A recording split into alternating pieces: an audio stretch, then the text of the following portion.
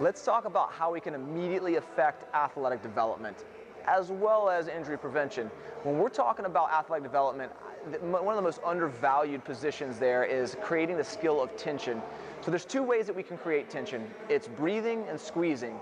And although we're going to hold off on being able to teach squeezing for right now, let's talk about the breathing aspect. If you think about any martial artist, boxer, even look at track athletes, what do you notice when they're at their most explosive or the most important portions of their movement?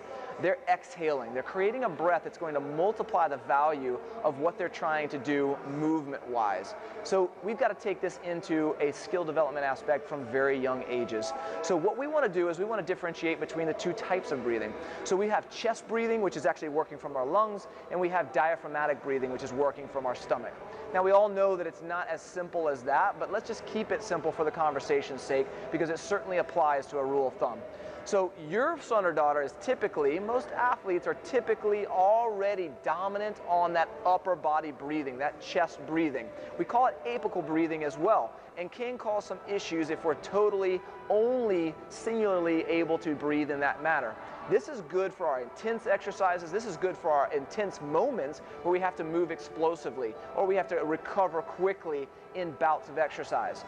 But take that one step further and understand how to diaphragmatically breathe, understand that in our rest and digest, in our regeneration and recovery portions, being able to learn how to breathe from the diaphragm is going to really multiply success.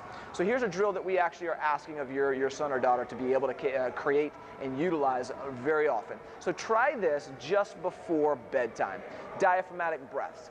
All I want you to do is to be able to lay down on your back, knees bent with the feet flat on the floor.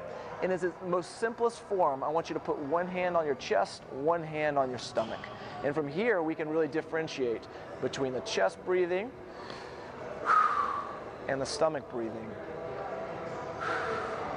and what muscles are creating that movement. So what I want you to do is to be able to inhale and exhale as big as you can into the nose, out to the mouth for 1 to 5 minutes, only allowing the stomach hand to actually make the movement. Don't allow the chest hand to move. Once you dominate that movement, you're going to find yourself being able to optimize and absolutely drop into recovery much quicker and effective.